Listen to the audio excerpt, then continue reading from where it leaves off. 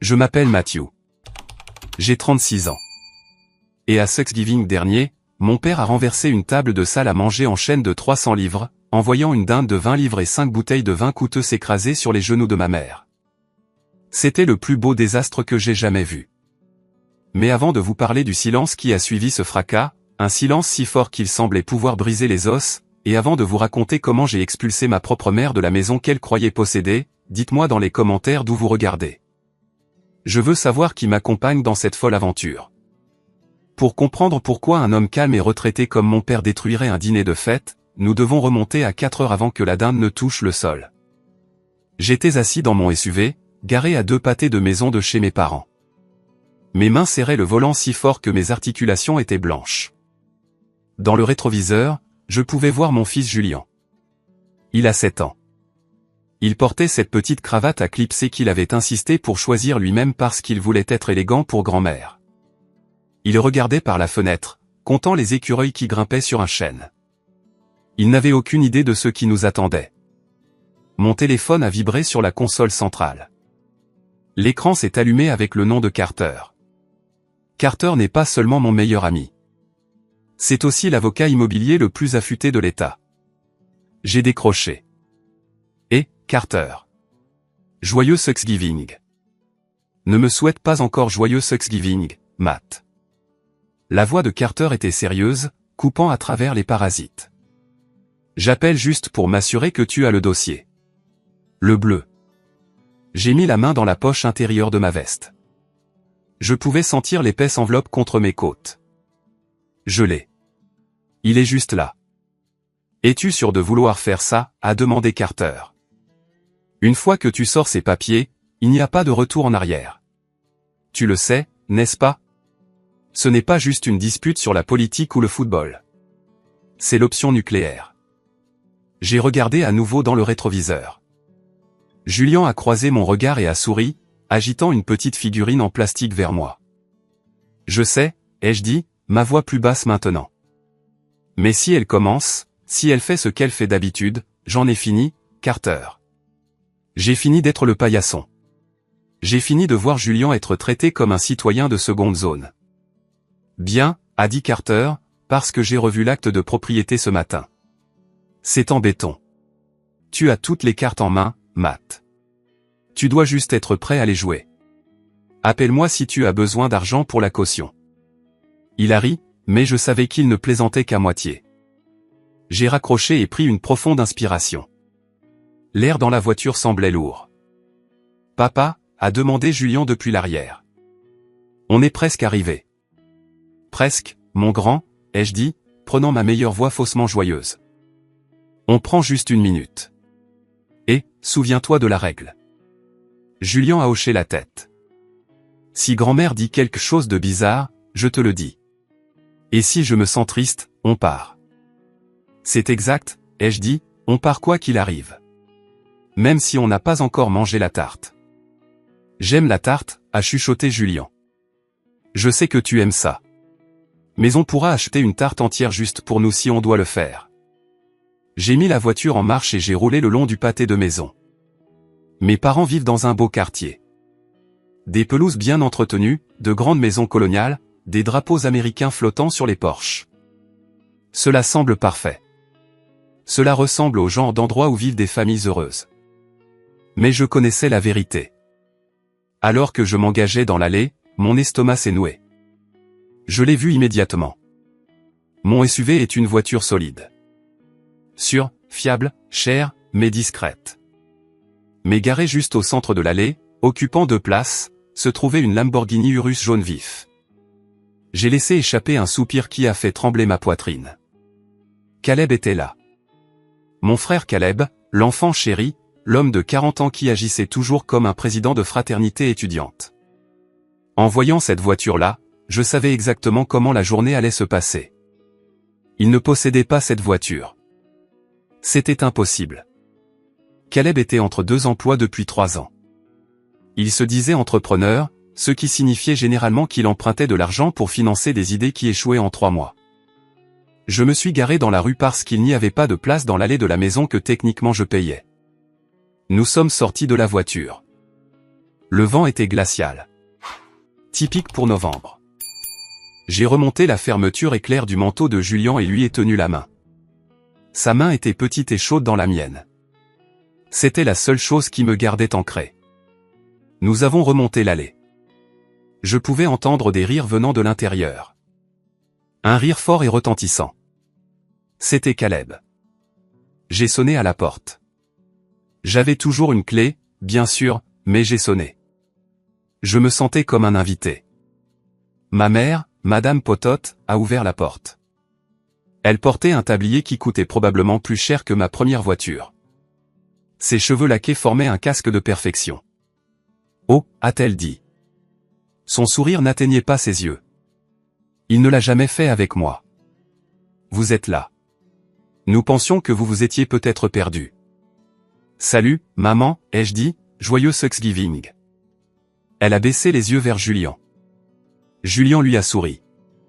Ce sourire innocent et édenté qui fait fondre le cœur de tout le monde. Tout le monde sauf le sien. Salut, grand-mère, a gazouillé Julien. Bonjour, a-t-elle dit raidement.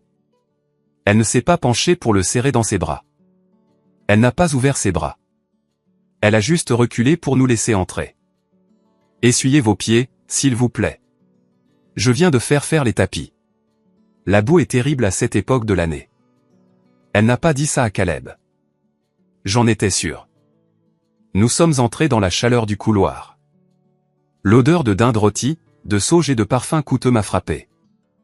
Ça sentait mon enfance, ce qui signifiait que ça sentait l'anxiété. Matthew. La voix de mon père est venue du salon. Mon père Joseph est apparu dans le couloir. Il avait l'air fatigué. Il avait toujours l'air fatigué ces jours-ci. Ses épaules étaient affaissées et ses cheveux étaient plus clairsemés que la dernière fois que je l'avais vu. Mais quand il a vu Julien, son visage s'est illuminé. Voilà mon grand garçon. Papa s'est agenouillé, chose que maman ne ferait pas, et a ouvert ses bras. Julien a lâché ma main et a couru vers lui. Grand-père, ils se sont étreints. Et pendant une seconde, j'ai senti la tension dans ma poitrine se relâcher. Au moins papa était de notre côté.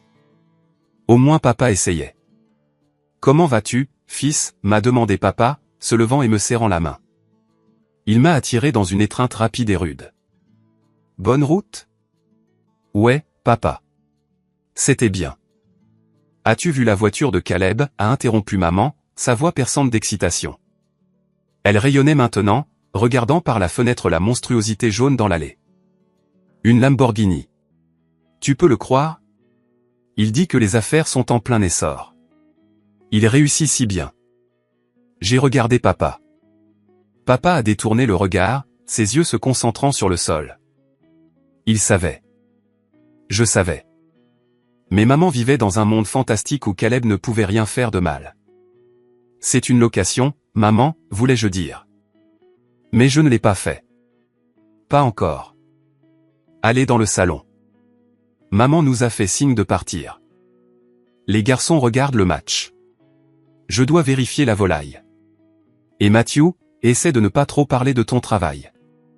Tu sais, Caleb devient sensible parce que ton travail est si technique. Restons légers. J'ai failli rire.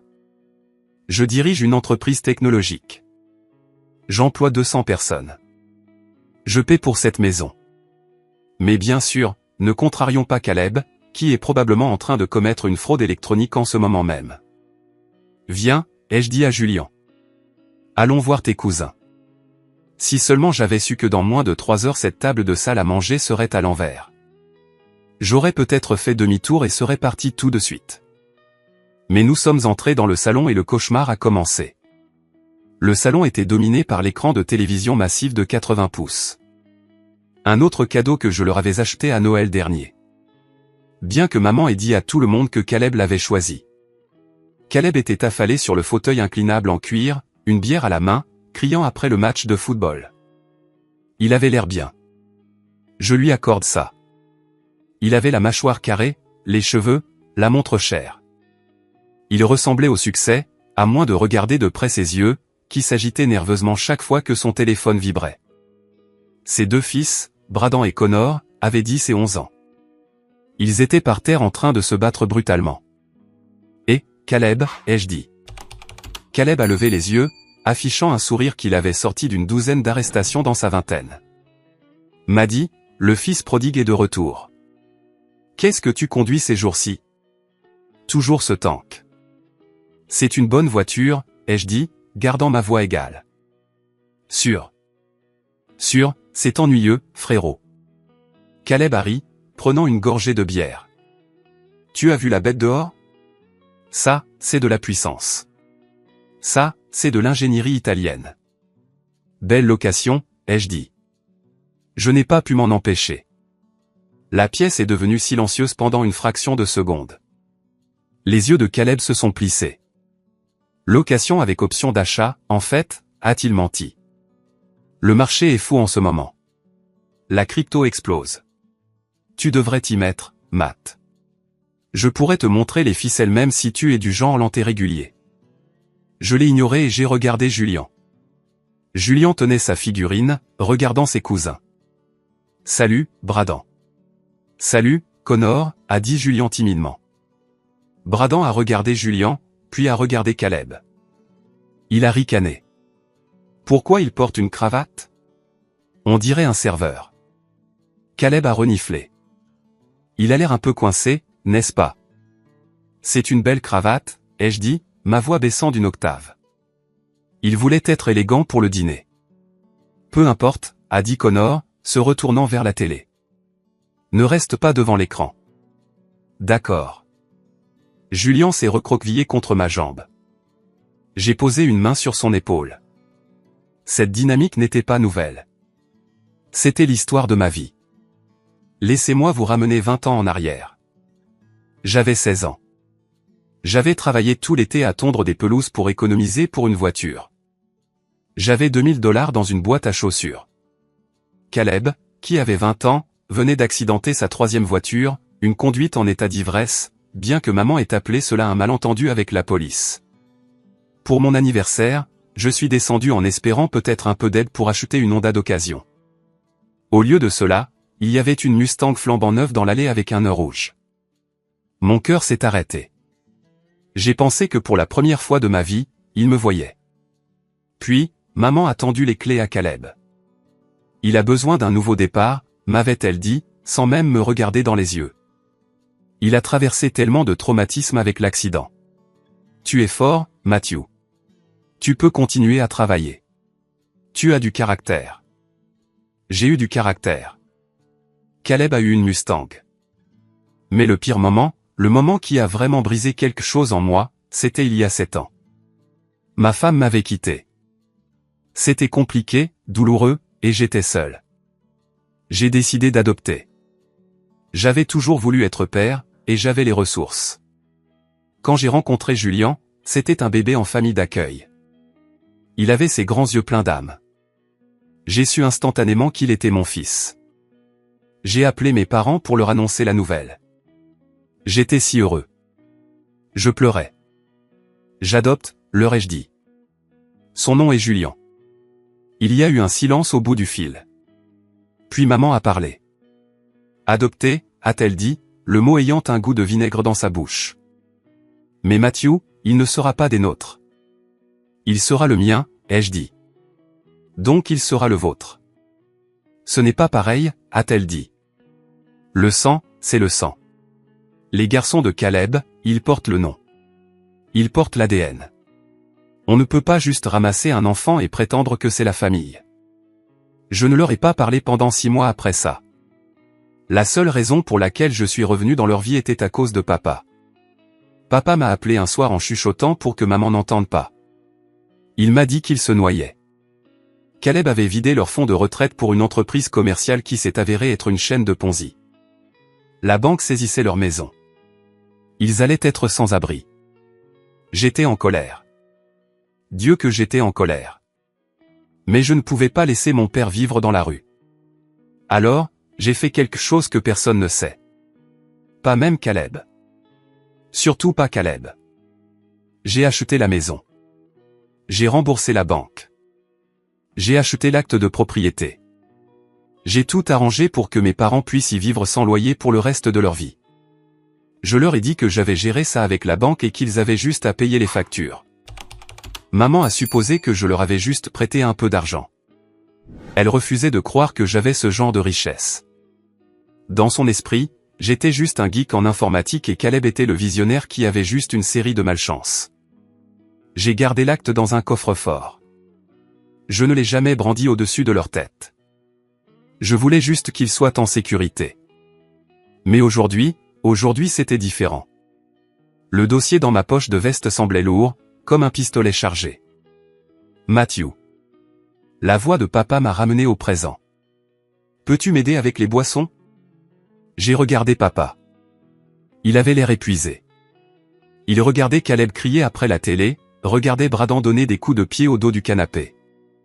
Bien sûr, papa, ai-je dit. Je suis allé dans la cuisine. Maman était là en train d'arroser la dinde. Maman, ai-je dit, où veux-tu qu'on s'assoie? Elle n'a pas levé les yeux. Eh bien, la table de la salle à manger ne peut accueillir que 8 personnes confortablement. Et nous avons Caleb, sa femme, les 2 garçons, moi, ton père, elle s'est tue. Ça fait 6, ai-je dit. Plus moi, et Julien. Ça fait 8. Ça rentre parfaitement. Elle a essuyé ses mains sur un torchon et s'est finalement tournée vers moi.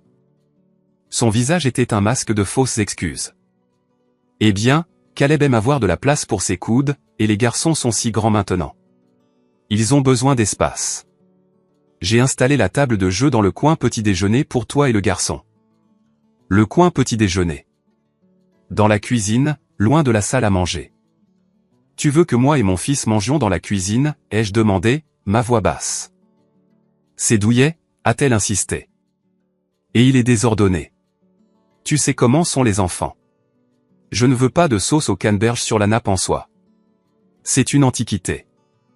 Braden a renversé du jus de raisin sur cette nappe l'année dernière et tu as ri. Je lui ai rappelé.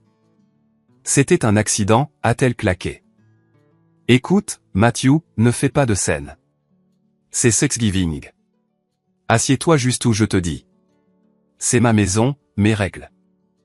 Ma maison. Les mots ont résonné dans ma tête. J'ai mis la main dans ma poche et touché le dossier. Pas encore. Je devais attendre. Je devais voir jusqu'où elle pousserait le bouchon. D'accord, ai-je dit. Mais Julien a une assiette pleine. Comme tout le monde. Bien sûr, bien sûr. Elle m'a fait signe de partir maintenant. Va me chercher le vin à la cave. Le truc cher. Caleb célèbre quelque chose. Je suis allé à la cave. J'ai attrapé une bouteille de Cabernet millésimé. J'ai regardé l'étiquette. C'était une bouteille que je leur avais achetée pour leur anniversaire il y a 5 ans. Ils l'ouvraient pour Caleb. J'ai saisi le goulot de la bouteille. Je voulais la fracasser contre le mur, mais je ne l'ai pas fait. Je suis monté à l'étage, prêt pour la guerre. L'heure suivante a été une leçon magistrale de torture psychologique. La femme de Caleb, Jessica, était arrivée. C'était une femme qui passait clairement 3 heures à se préparer pour avoir l'air de ne pas s'en soucier. Elle est entrée, a embrassé maman sur les 2 joues et m'a complètement ignoré. Oh, Eleanor, s'est-elle extasiée auprès de ma mère. La maison est divine, et cette voiture dehors, Caleb assure vraiment ce trimestre. Je sais, a gazouillé maman en lui tendant un verre de mon vin coûteux. J'ai toujours su qu'il réussirait grandement. Il a cette vision, vous savez, tout comme son grand-père. Je me tenais dans le coin, sirotant un verre d'eau, les regardant se féliciter mutuellement pour des réalisations qui n'existaient pas. Julien était assis par terre près de la bibliothèque, lisant un livre qu'il avait apporté. Il était assez intelligent pour rester hors de la zone d'impact de ses cousins. Braden et Connor couraient autour du salon en criant comme des banchés. À un moment donné, Connor a couru devant Julien et a accidentellement donné un coup de pied dans la jambe de Julien. Oups. Connor a ri. Julien a tressailli mais n'a pas pleuré. Il m'a regardé. J'ai commencé à avancer. Connor, a crié papa depuis son fauteuil. Regarde où tu vas. Il était sur le chemin, grand-père, a pleurniché Connor. Il était assis immobile, a dit papa, sa voix étonnamment ferme. Excuse-toi. Connor a regardé maman. Il savait qui détenait le pouvoir ici. Oh, Joseph, laisse le garçon tranquille. Maman a appelé depuis la salle à manger. Il joue juste. Les garçons seront toujours des garçons. Julien a besoin de s'endurcir un peu de toute façon. Il est si délicat. Délicat. Nom de code pour pas l'un des nôtres. J'ai marché vers Julien et je l'ai pris dans mes bras. Ça va? Papa, il m'a donné un coup de pied, a chuchoté Julien. J'ai vu. Reste près de moi. J'ai décidé de sortir sur le patio arrière pour prendre l'air. J'avais besoin de me calmer avant de dire quelque chose que je regretterais ou avant de frapper mon frère au visage. Je suis sorti par la porte coulissante en verre. La cour arrière était grise et dormante. La piscine était couverte. J'ai entendu une voix chuchotée et frénétique. C'était Caleb. Il se tenait au coin de la maison en train de fumer une cigarette, chose que maman interdisait. Il avait son téléphone pressé contre son oreille et il transpirait malgré le froid. Je t'ai dit que je l'aurai la semaine prochaine. Caleb a sifflé dans le téléphone. Arrête d'appeler à la maison. Non, écoute-moi. Ma mère signe les papiers lundi. C'est sûr. Oui, la ligne de crédit hypothécaire vaut un demi-million. Facile. Donne-moi juste 2 jours de plus. Je me suis figé. La ligne de crédit, la maison. Caleb n'était pas seulement fauché. Il avait de gros ennuis avec quelqu'un de dangereux. Peut-être des usuriers, peut-être une dette de jeu. Et son plan était d'amener maman à contracter un prêt hypothécaire sur la maison pour le renflouer. Il allait voler leur maison à nouveau. Mais il y avait un problème avec son plan directeur. Maman ne pouvait pas signer l'hypothèque parce que maman ne possédait pas la maison. J'ai souri. C'était un sourire froid et dur. C'était ça. C'était la munition dont j'avais besoin. Mais je devais choisir le bon moment. Si je l'exposais maintenant ici, il mentirait. Il tournerait la chose. Maman le croirait. Je devais le faire devant tout le monde. Je suis rentré avant que Caleb ne me voie. Mon cœur battait la chamade, non pas de peur, mais d'adrénaline. De retour à l'intérieur. L'odeur de la dinde était écrasante. Il était temps de manger. Le dîner est servi, a annoncé maman en sonnant une petite cloche en cristal. Nous nous sommes tous dirigés vers la salle à manger. La table était dressée comme une couverture de magazine. Bougies, argenterie, verre en cristal. Caleb s'est pavané et a pris le siège en bout de table. La place habituelle de papa. Asseyez-vous, asseyez-vous. Caleb a fait signe à tout le monde comme s'il était le roi du château. Festoyons. Papa a hésité, puis s'est assis à la droite de Caleb. Il semblait petit. Il semblait vaincu. J'ai marché vers la table avec Julien. Matthew. Maman m'a arrêté, plaçant une main sur ma poitrine. Ses ongles s'enfonçaient dans mon pull. Je t'ai dit le coin petit déjeuner. Elle a pointé vers la cuisine. Par l'embrasure de la porte, je pouvais voir une petite table de jeu bancale installée contre le mur. Elle avait des assiettes en papier, des fourchettes en plastique, pas de bougies, pas de centre de table. On aurait dit le coin des punis. Maman, ai-je dit assez fort pour que la pièce entende. Il y a 2 chaises vides juste là à la table principale. J'ai pointé les places au bout. Ce sont pour les sacs, a dit Jessica, laissant tomber son sac Louis Vuitton sur l'une des chaises. Et les manteaux. Nous ne voulions pas encombrer le placard. Tu priorises un sac à main sur mon fils, ai-je demandé. La pièce est devenue silencieuse. Caleb a ri. Un bruit braillant et nerveux. Détends-toi, m'a dit. C'est juste une question de place. Ne sois pas si sensible. D'ailleurs, les enfants peuvent être turbulents. Nous voulons un dîner paisible. Julien n'est pas turbulent, ai-je dit. Bradan et Connor sont ceux qui se battaient dans le salon. Ils ont beaucoup d'énergie, les a défendus maman instantanément. C'est un signe de grande intelligence. Assieds-toi juste dans la cuisine, Matthew, a marmonné papa en regardant son assiette. S'il te plaît, juste pour aujourd'hui. Je ne veux pas me battre. J'ai regardé papa. Il me suppliait des yeux. Juste traverser ça. J'ai regardé Julien. Il regardait le sol. La honte brûlait ses oreilles.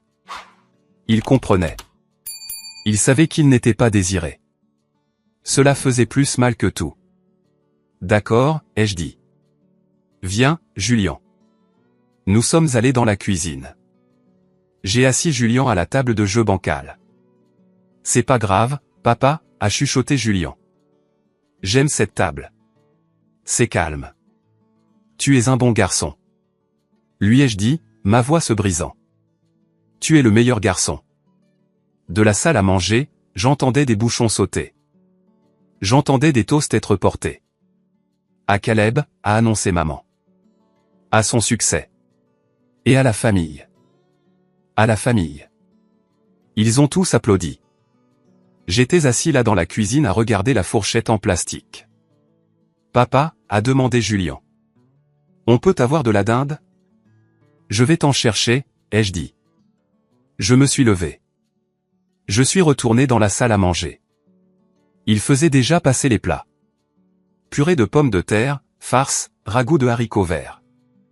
Ils se servaient eux-mêmes. Personne ne nous avait appelés. Personne ne nous avait rien apporté. Je me tenais près de l'embrasure de la porte, attendant une pause dans la conversation.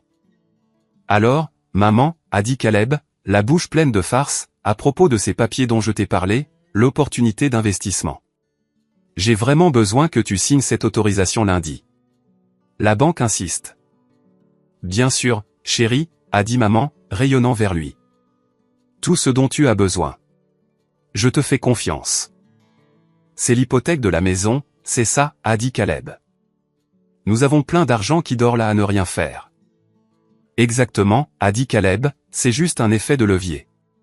Tu ne remarqueras même pas que c'est parti et je le doublerai en 6 mois. Papa a levé les yeux. L'hypothèque.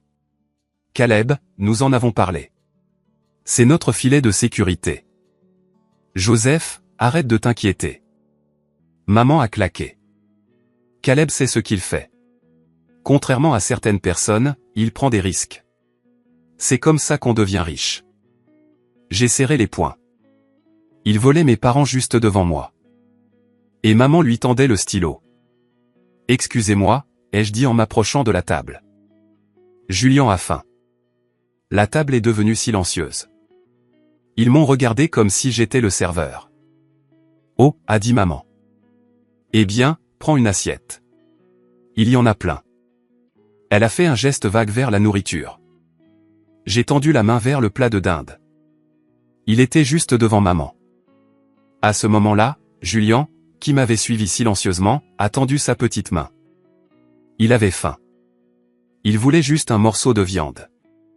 Est-ce que je peux avoir un pilon, a demandé Julien innocemment. Sa main planait au-dessus du plat. Ce qui s'est passé ensuite s'est déroulé au ralenti. Le visage de maman s'est tordu en un rictus de dégoût. Elle n'a pas juste déplacé le plat. Elle n'a pas juste dit non. Elle a levé la main et a giflé la main de Julien, un claquement sec. Le son était net et choquant. Aïe. Julien a retiré sa main, les larmes remplissant instantanément ses yeux. Ne touche pas à la dinde, a sifflé maman. Elle ressemblait à une vipère. Ses mains grasses. Tu attends qu'on soit servi. La table principale est réservée à mon frère et à ses enfants.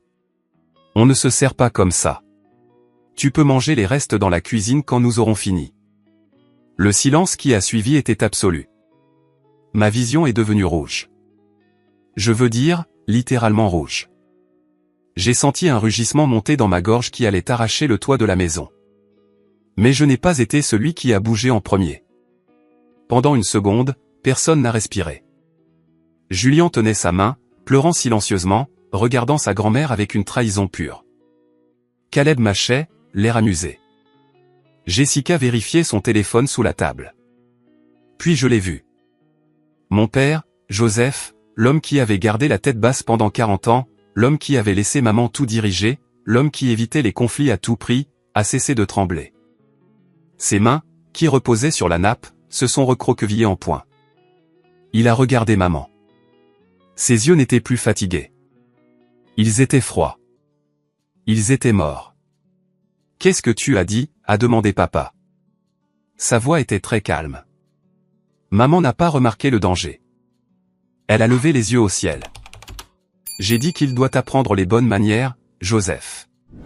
Il a failli renverser le plat. Il peut manger les déchets. C'est ce à quoi il est habitué, n'est-ce pas? De là d'où il vient. Déchets, a répété papa. Joseph, ne commence pas. Maman a averti. Verse le vin. Je me suis avancé pour attraper maman.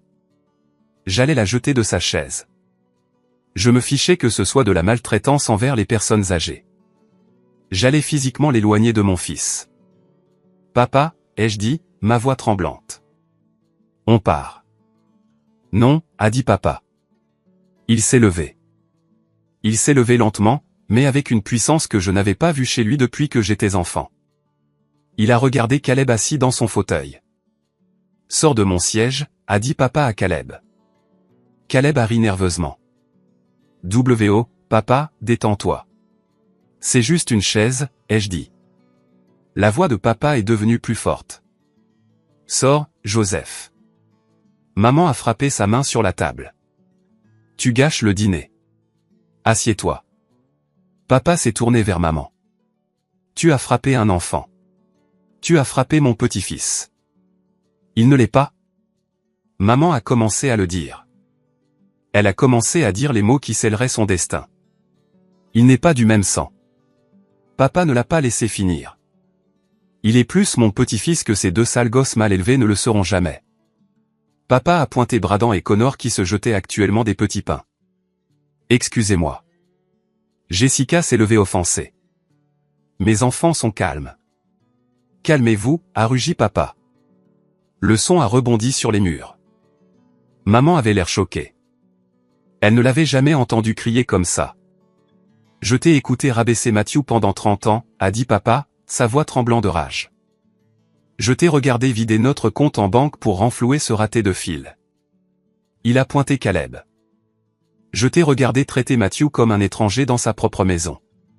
Mais aujourd'hui tu frappes un garçon de 7 ans parce qu'il voulait un morceau de dinde. Je ne l'ai pas frappé. Je le corrigeais, a crié maman. Tu lui as dit de manger les restes, a dit papa. Comme un chien. Papa a regardé la table. Il a regardé la dinde rôtie parfaite, la saucière en argent, les verres à vin en cristal, le symbole de tout ce qui importait à maman. Les apparences. Tu tiens plus à cette table qu'à ta famille. Papa a dit, ne sois pas dramatique, Joseph. Maman a ricané. Assieds-toi et mange. Papa m'a regardé. Il a regardé Julien. Non, a dit papa. Personne ne mange à cette table. Ce qui s'est passé ensuite est gravé dans ma mémoire pour toujours. C'est mon souvenir préféré. Papa a saisi le bord de la lourde table en chêne à deux mains. Ses articulations étaient blanches. Il a planté ses pieds. Joseph, qu'est-ce que tu fais? A demandé maman, sa voix tremblant pour la première fois. Je débarrasse la table, a dit papa avec un grognement d'effort qui venait du plus profond de son âme. Papa a soulevé vers le haut. La table, qui devait peser 300 livres entièrement dressée, s'est soulevée. Non, a crié maman. Papa ne s'est pas arrêté. Il l'a retournée. Ce n'était pas une petite poussée. C'était un retournement complet. La table est passée à la verticale, puis s'est écrasée à l'envers. Le son était apocalyptique. Crash. Les assiettes ont éclaté en 1 million de morceaux. La dinde a roulé sur le sol, laissant une traînée de graisse. La saucière a explosé contre le mur, aspergeant un liquide brun partout sur le chemisier en soie blanche de Jessica. Les bouteilles de vin rouge se sont brisées, envoyant un liquide rouge foncé éclabousser le costume de location de Caleb et le tapis immaculé de maman. Les bougies ont roulé sur le tapis, grésillant dans le vin renversé. La pièce était détruite. Instantanément, Caleb a reculé en rampant, tombant de sa chaise. « Papa, tu es fou ?» Maman était assise là, figée, avec de la purée de pommes de terre éclaboussée sur son tablier coûteux. Elle regardait les décombres de son Thanksgiving parfait. Sa bouche était ouverte, mais aucun son n'en sortait. Papa se tenait au milieu de la destruction, respirant fort. Il paraissait avoir 10 ans de moins. Il a regardé maman. Tu peux manger les restes, a dit papa. Sur le sol. J'ai attrapé Julien, qui avait les yeux écarquillés, mais bizarrement pas peur. Il regardait grand-père comme s'il était un super-héros. Papa, ai-je dit, allons-y. Papa a enjambé la table renversée.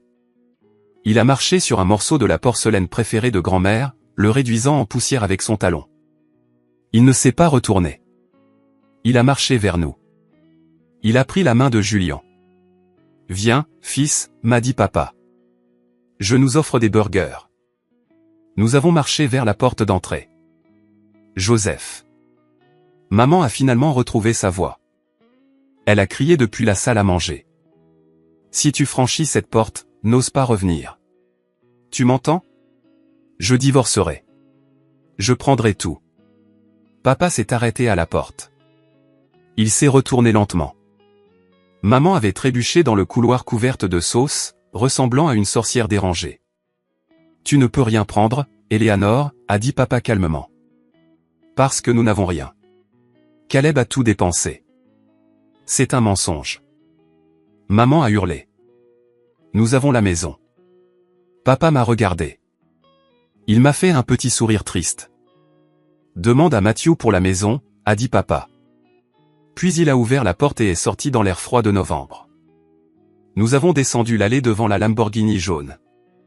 En passant devant la voiture de Caleb, j'ai vu quelque chose que je n'avais pas remarqué avant. Il y avait un petit autocollant sur le pare-choc. Locations exotiques de Jersey, tarif journalier. J'ai ri. Nous sommes montés dans mon SUV.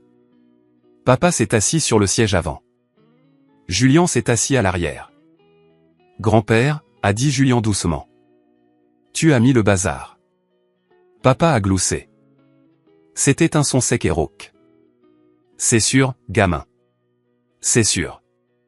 Tu t'es fait mal au dos, ai-je demandé en démarrant le moteur. Je me sens super bien, a dit papa. J'ai l'impression de me réveiller d'un coma de 40 ans. J'ai démarré.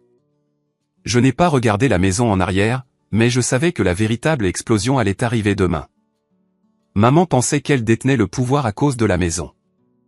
Elle pensait qu'elle pouvait mettre papa à la porte. Elle pensait qu'elle pouvait signer l'hypothèque pour Caleb lundi. Elle n'avait aucune idée que le morceau de papier dans ma poche de veste était une bombe nucléaire. Nous avons fini dans un endroit appelé Jerry's Diner à la périphérie de la ville. C'était l'un des rares endroits ouverts à Thanksgiving. Ça sentait le vieux café, la graisse de bacon et l'eau de javel. Pour moi, ça sentait le paradis. Nous nous sommes assis dans une banquette en vinyle rouge. Papa, moi et Julien. La serveuse, une femme fatiguée nommée Brenda, est venue. Dure journée, les gars. Vous n'avez pas idée, a dit papa. 3 burgers à la dinde et des frites et le plus gros milkshake que vous ayez pour le petit gars. Ça marche, Brenda a souri. Quand elle est partie, le silence s'est installé sur la table. Mais ce n'était pas le silence tendu de la maison de mes parents. C'était un silence confortable. Papa a regardé ses mains. Je suis désolé, Matthew. Papa, tu n'as pas à, Paul. Si, je dois. Papa a interrompu. Il m'a regardé dans les yeux. Je l'ai laissé te traiter comme ça pendant des années. Je pensais que si je maintenais juste la paix, si je gardais juste ma bouche fermée, les choses s'amélioreraient. Je pensais qu'elle finirait par voir quel homme bon tu es. Mais j'avais tort. J'étais un lâche. Tu n'as pas été un lâche aujourd'hui, ai-je dit. J'aurais dû renverser cette table il y a 20 ans. Papa a dit, quand elle a donné cette voiture à Caleb, quand elle n'est pas venue à ta remise de diplôme. Quand elle a refusé de rencontrer Julien. Il a tendu la main à travers la table et a serré la mienne. Puis il a tendu la main et a serré celle de Julien. Je la quitte. Matt, a dit papa. J'ai fini. Je ne peux pas retourner là-bas. Je m'en fiche si je dois dormir dans un refuge. Tu ne dors pas dans un refuge, ai-je dit. Tu restes avec moi. J'ai plein de place. Je ne peux pas être un fardeau, a dit papa. La vieille habitude d'autodépréciation reprenant le dessus. Papa, ai-je dit fermement. Tu es mon père. Tu n'es jamais un fardeau. Mon téléphone a vibré. C'était un texto de Caleb. Espèce de psychopathe. Maman est hystérique. Elle appelle les flics. Tu as intérêt à arranger ça ou je te poursuis en justice. J'ai montré le téléphone à papa. Papa a ri. Poursuivre pourquoi? Dommage par sauce? Mon téléphone a vibré à nouveau. Un autre texto de Caleb. Et dis à papa qu'il doit signer les papiers d'hypothèque demain ou on est tous foutus. J'ai besoin de cet argent, Matt. Sérieusement. C'était là. Le désespoir. Papa, ai-je dit en posant le téléphone. On doit parler de la maison. Je sais. Papa a soupiré. On devra la vendre. Diviser les biens. Ça va être le bordel. Elle va se battre pour chaque centime même s'il ne reste plus de centimes. Papa. Je me suis penché plus près. Maman ne peut pas vendre la maison. Qu'est-ce que tu veux dire? C'est un bien matrimonial. Non, ai-je dit, ce ne l'est pas. J'ai mis la main dans ma poche de veste. J'ai sorti le dossier bleu. Je l'ai placé sur la table collante juste à côté du distributeur de sucre. Ouvre-le, ai-je dit. Papa a essuyé ses mains sur une serviette et a ouvert le dossier. Il a ajusté ses lunettes. Il a lu la première page. Ses yeux se sont écarquillés. Il a levé les yeux vers moi, puis de nouveau vers le papier. C'est l'acte de propriété, a bégayé papa. D'il y a 5 ans quand on a failli perdre la maison. Continue de lire, ai-je dit. Regarde la ligne pour le propriétaire enregistré. Papa a tracé la ligne avec son doigt. Matthew Reynolds. Il a levé les yeux confus. Mais maman pense que la banque l'a refinancé. Elle pense que nous payons une hypothèque à la banque. Vous me payez, ai-je dit, tu envoies le chèque à la LLC que j'ai créée. Je paie les taxes et l'assurance. J'ai acheté la maison, papa. Cash il y a 5 ans. Je la possède à 100%. Papa s'est adossé à la banquette. Il avait l'air stupéfait. Tu nous as sauvés, a-t-il chuchoté. Tu nous as sauvés et tu l'as laissé prétendre qu'elle était toujours la reine du manoir. Je l'ai fait pour toi, ai-je dit. Je ne voulais pas que tu aies l'impression d'avoir perdu ta maison. Mais cela signifie. Papa a commencé à sourire. Un vrai sourire malicieux. Cela signifie, ai-je dit, que maman vit dans ma maison. Caleb essaie d'obtenir un prêt sur ma maison. Et demain tu peux les mettre à la porte. Papa a fini la phrase. Exactement, ai-je dit, légalement, elle est locataire sans bail et elle vient d'agresser le fils du propriétaire. Brenda est arrivée avec les burgers. L'odeur de graisse et d'oignon était enivrante. Attaqué, a dit papa, prenant son burger à 2 mains. On a besoin de force. Demain c'est le jour de l'expulsion. Nous avons mangé comme des rois. Julien avait une moustache de milkshake au chocolat. Papa a ri jusqu'aux larmes. Pour la première fois de ma vie, je n'étais pas le fils invisible. J'étais l'homme qui tenait les cartes. Et demain j'allais jouer la quinte flush royale. Le soleil s'est levé le lendemain matin avec une audace qui semblait insultante. C'était un vendredi lumineux et vif, le genre de matin d'après Thanksgiving qui est généralement réservé aux sandwichs à la dinde restant et au shopping. Mais pour moi, c'était le jour du jugement. J'ai dormi sur le canapé dans mon propre salon parce que j'avais insisté pour que papa prenne la suite d'amis. Quand je me suis réveillé, la maison était calme. Pendant une seconde, j'ai paniqué. J'ai pensé que papa avait peut-être changé d'avis. J'ai pensé que peut-être la culpabilité de 40 ans de mariage s'était insinuée pendant la nuit et qu'il était retourné à la maison des horreurs pour s'excuser. Mais alors j'ai senti le bacon. Je suis entré dans la cuisine. Papa était là portant l'un de mes peignoirs qui était un peu trop grand pour lui. Il fredonnait. Il retournait des crêpes.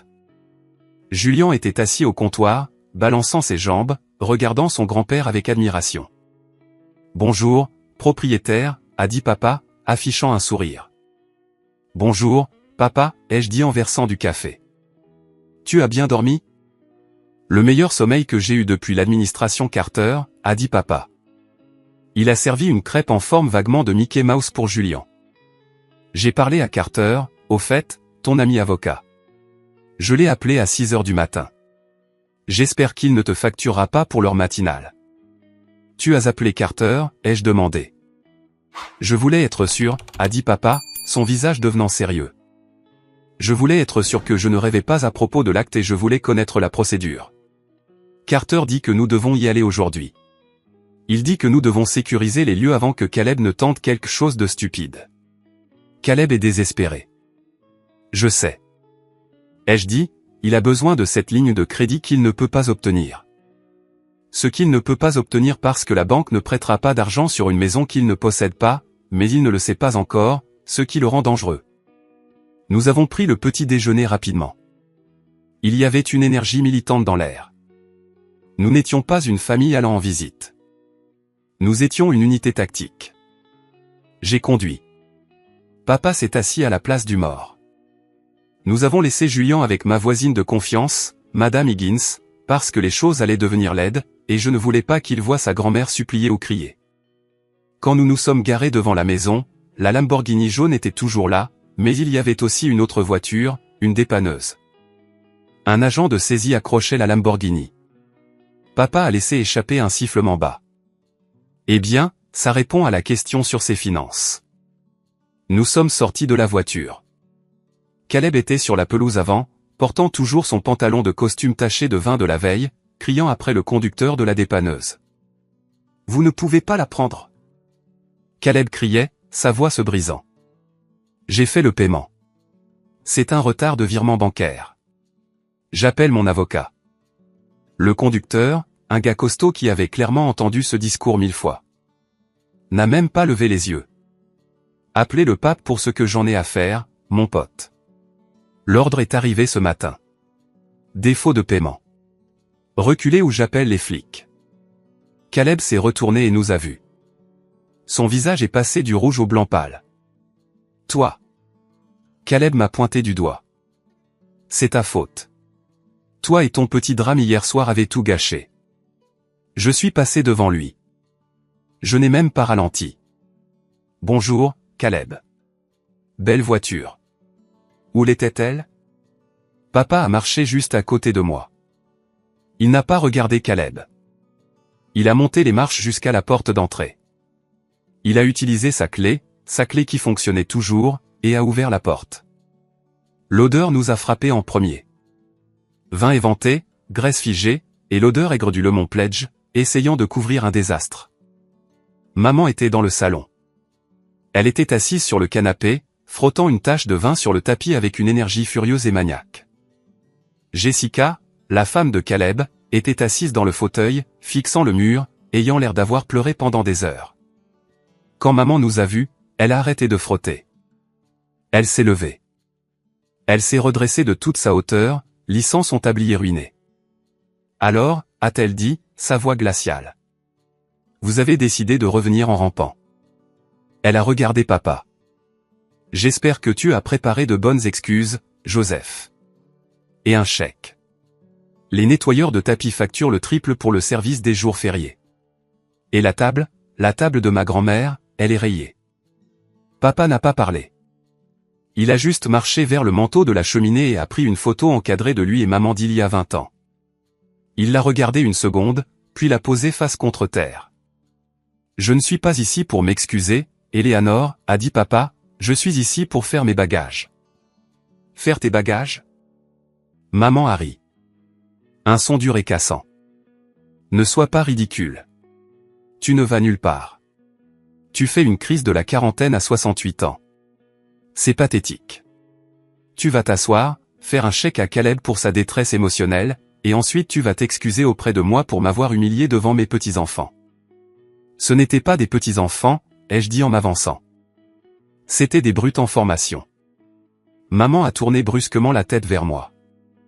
Toi. Tu es le poison dans cette famille, Matthew. Depuis que tu as amené ce garçon dans nos vies. Tout a été difficile. Tu as monté ton père contre moi. Je ne l'ai pas monté, ai-je dit. Je lui ai juste ouvert les yeux. La porte d'entrée a claqué. Caleb s'est précipité à l'intérieur, essoufflé. Maman, ils ont pris la voiture. Tu dois signer les papiers maintenant. Aujourd'hui, nous devons virer l'argent à la société de leasing avant midi ou il résilie le contrat. Maman, s'il te plaît. Caleb tremblait. Il ressemblait à un junkie ayant besoin d'une dose. Maman a regardé son enfant chéri. Son visage s'est adouci instantanément. Oh, mon pauvre bébé. C'est bon. On va arranger ça. J'appelle la banque tout de suite. Nous avons l'hypothèque. Nous avons plein d'équité. Elle s'est tournée vers papa. Joseph, où est le dossier avec le titre de propriété? J'en ai besoin pour le notaire. Papa m'a regardé. Il a hoché la tête. J'ai mis la main dans la poche intérieure de ma veste. J'ai sorti le dossier bleu. Tu n'as pas besoin de notaire, maman, ai-je dit. Et tu n'as pas besoin de la banque. Donne-moi ça. Caleb s'est jeté sur le dossier. J'ai reculé. Assieds-toi, Caleb, ou j'appelle la police et je leur parle de la cocaïne que j'ai vue dans ta boîte à gants hier soir. Je n'avais pas vraiment vu de cocaïne, mais c'était une supposition calculée basée sur son comportement. Caleb s'est figé. Ses yeux s'agitaient. Jessica a laissé échapper un halètement. Assieds-toi, ai-je ordonné. Ma voix était calme, autoritaire. C'était la voix que j'utilisais quand je virais des employés incompétents. Caleb s'est assis. Maman a tenu bon. C'est quoi cette absurdité, a exigé maman. J'ai ouvert le dossier. J'ai sorti l'acte de propriété. C'était un document épais avec un sceau doré en bas. J'ai marché vers la table basse, la seule table encore debout, et je l'ai posé. Lis-le, ai-je dit. Maman a regardé le papier. Elle a plissé les yeux. Elle refusait de le ramasser comme si le toucher la brûlerait. Je n'ai pas besoin de lire tes faux papiers, a-t-elle craché. Ce n'est pas faux, Éléanore, a dit papa. C'est une copie certifiée de l'acte de garantie. Regarde la date. Il y a 5 ans. Quand la banque a réclamé le prêt. Maman a finalement regardé. Ses yeux ont scanné le jargon juridique. Donateur. Donataire. Description de la propriété. Puis elle l'a vu. Propriétaire, Matthew J. Reynolds. Elle l'a fixé. Elle a cligné des yeux. Elle l'a relu. Je ne comprends pas. Elle a chuchoté. La banque. Nous avons refinancé. Caleb a dit qu'il connaissait un type à la banque qui a restructuré le prêt. Elle a regardé Caleb. Caleb fixait le sol, le visage gris. Tu savais? Maman a demandé à Caleb. Je ne savais pas qu'il l'avait acheté, a bégayé Caleb. Je savais juste que la banque avait arrêté d'appeler. Je pensais que tu avais arrangé ça. J'ai arrangé ça, ai-je dit, le coupant. J'ai remboursé les 300 000 $ que tu leur as volés, Caleb. J'ai remboursé la deuxième hypothèque que tu as incité papa à signer par ruse. J'ai acheté la maison pour qu'il ne soit pas jeté à la rue. Je me suis tourné vers maman. Tu ne possèdes pas cette maison, maman. Tu ne la possèdes plus depuis 5 ans. Tu vis ici en tant qu'invité. Sans loyer, sans facture. Maman s'est effondrée sur le canapé. Tout l'air est sorti d'elle. Elle semblait petite. Mais c'est ma maison, a-t-elle marmonné. J'ai choisi les rideaux. J'ai planté les roses. Tu as choisi les rideaux, ai-je convenu. Mais je possède les murs auxquels ils sont accrochés. Et en tant que propriétaire, j'ai le droit de décider qui vit ici. La pièce était mortellement silencieuse. Même l'horloge au mur semblait bruyante. Et j'ai décidé, ai-je continué, ma voix se durcissant, que je ne veux pas de locataire qui maltraite mon fils. Maman a levé les yeux, des larmes de choc montant dans ses yeux. Locataire? Je suis ta mère. Tu as cessé d'être ma mère au moment où tu as giflé Julien, ai-je dit, maintenant tu es juste une femme qui vit dans ma maison. Une femme qui a dit à mon fils de manger des restes. J'ai sorti un autre papier du dossier. Un avis d'expulsion. Ceci est un avis formel, ai-je dit, le plaçant à côté de l'acte. Dans cet état, en tant que locataire sans bail, je dois te donner 30 jours. Mais étant donné les troubles domestiques d'hier soir, l'agression sur un mineur, mon avocat dit que je peux obtenir une ordonnance d'expulsion d'urgence en 48 heures si je porte plainte. porteur plainte? Maman a halté. Tu ne me ferais pas de procès? J'ai dit, tu as 30 jours, mais papa part aujourd'hui. Maman a regardé papa. Elle a tendu une main. Joseph, tu savais à propos de ça. Tu l'as laissé me faire ça. Papa n'a pas pris sa main. Il s'est tenu droit.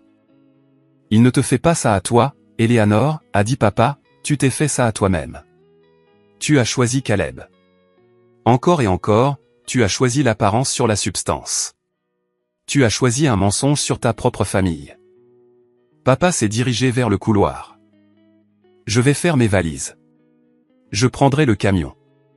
Tu peux garder la berline. Joseph. Maman a crié. Tu ne peux pas me laisser. Comment vais-je payer les factures? Comment vais-je manger? Demande à Caleb, a dit papa, sans regarder en arrière. C'est l'entrepreneur de génie, n'est-ce pas? Maman s'est tournée vers Caleb. Caleb, fais quelque chose. Arrange ça. Caleb a regardé maman, puis moi, puis l'avis d'expulsion. La réalité s'enfonçait. Il n'y avait pas d'équité. Il n'y avait pas d'argent. Il n'y avait pas de maison à hypothéquer. Et soudain, le masque de l'enfant chéri est tombé. Arranger ça? Caleb a ricané vers maman. Arranger quoi? C'est toi qui as perdu la maison. Tu m'as dit que tu la possédais. Tu m'as menti. J'ai menti? Maman a hurlé. Je t'ai tout donné. Je t'ai donné ma retraite. Je t'ai donné mes bijoux et ce n'était pas assez. Ce n'est jamais assez, a crié Caleb en retour. Et maintenant regarde-nous. Je suis fauché. Ma voiture est partie. Et tu es sans abri. Espèce de vieille femme stupide. La pièce s'est figée. Maman a regardé Caleb comme s'il lui avait tiré dessus. Le garçon qu'elle avait vénéré. Le garçon qu'elle avait mis sur un piédestal tout en me jetant dans la boue. Il l'a traité de stupide. Il la blâmait. Caleb, a-t-elle chuchoté. Comment peux-tu me parler comme ça? Parce que tu lui es inutile maintenant. Jessica a pris la parole. Nous nous sommes tous tournés vers Jessica. Elle s'est levée, lissant sa robe. Elle s'est dirigée vers Caleb. Elle a enlevé son alliance. Jessica, a demandé Caleb. Bébé? Elle a laissé tomber la bague dans la poche de sa poitrine. J'emmène les garçons chez ma sœur, a dit Jessica calmement. Ne nous suis pas et ne m'appelle pas tant que tu n'auras pas un travail. Un vrai travail, pas une combine. Elle m'a regardé. Matthew, je suis désolé pour hier soir. J'aurais dû dire quelque chose. Oui, ai-je dit. Tu aurais dû. Elle a hoché la tête, la honte colorant ses joues, et est sortie par la porte. Caleb a couru après elle. Jess, attends, bébé. J'ai un plan. J'ai juste besoin d'un peu de temps. La porte d'entrée a claqué. Maman était seule. Elle était assise sur le canapé, entourée de l'odeur de vin éventé et des décombres de sa vie. Elle m'a regardé, ses yeux étaient suppliants. Matthew, a-t-elle dit, sa voix tremblante. Tu ne peux pas être sérieux. Où irai-je? Je l'ai regardé. J'ai regardé les mains qui avaient giflé mon fils. J'ai regardé la bouche qui avait craché du venin sur moi pendant 30 ans. J'ai ressenti une pointe de pitié. Mais alors je me suis souvenu du visage de Julien. Je me suis souvenu de lui assis à la table de jeu bancal. Tu as 30 jours, maman, ai-je dit. Je te suggère de commencer à faire tes cartons, et si j'étais toi, je commencerais à chercher une table plus petite. Je me suis tourné et je suis parti aider papa à faire ses bagages. Quand nous sommes partis 1 heure plus tard, la benne du camion était chargée des vêtements de papa, de ses outils et de son matériel de pêche. C'était tout ce qu'il voulait. Maman était toujours assise sur le canapé, fixant l'acte. Elle n'est pas venue à la porte. Elle n'a pas fait signe au revoir.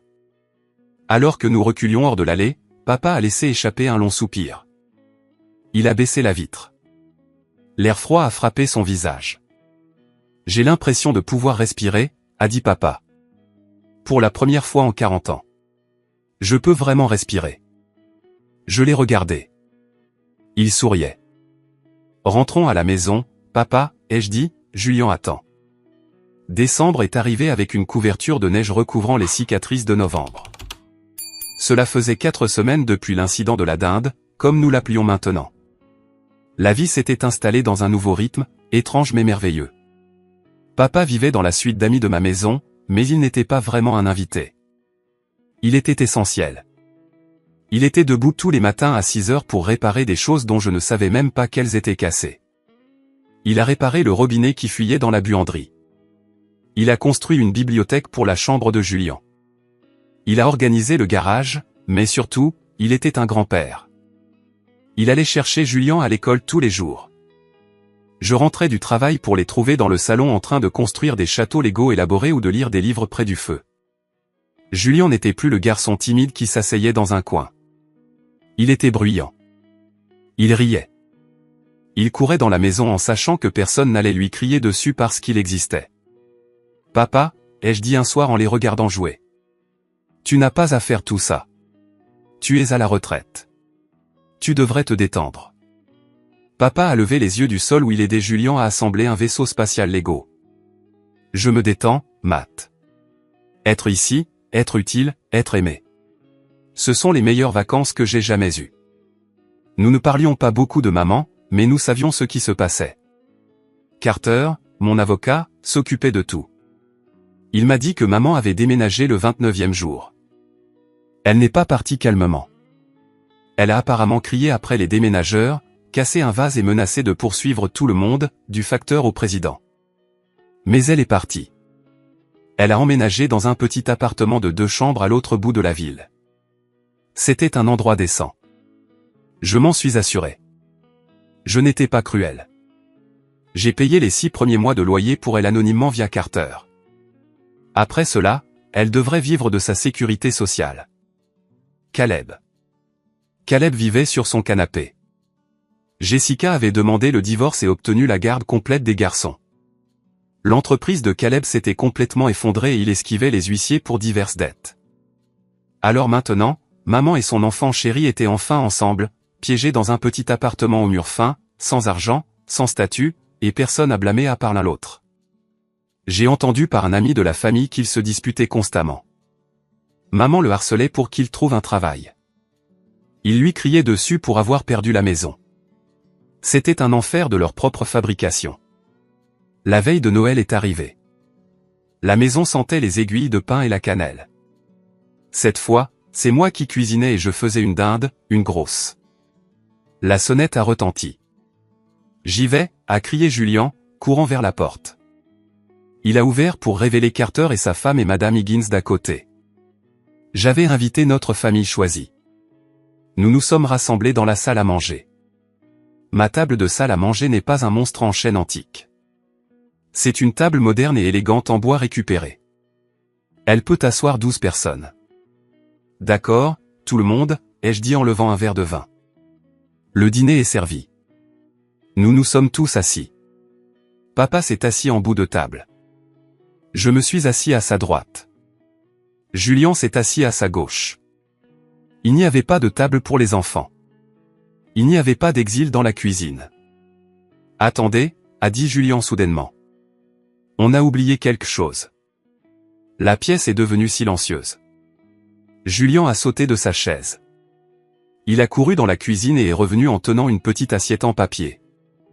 Dessus, il y avait une seule croquette de poulet. Il s'est dirigé vers une chaise vide dans un coin. Une chaise que nous avions laissée vide pour la mémoire. Il a placé la croquette sur la chaise. C'est pour le vieux temps, a dit Julien sérieusement. Pour qu'on se souvienne de ne pas être méchant. Mon cœur s'est serré dans ma poitrine. Il se souvenait. Bien sûr qu'il se souvenait. Mais il le traitait avec une grâce que maman n'avait jamais eue.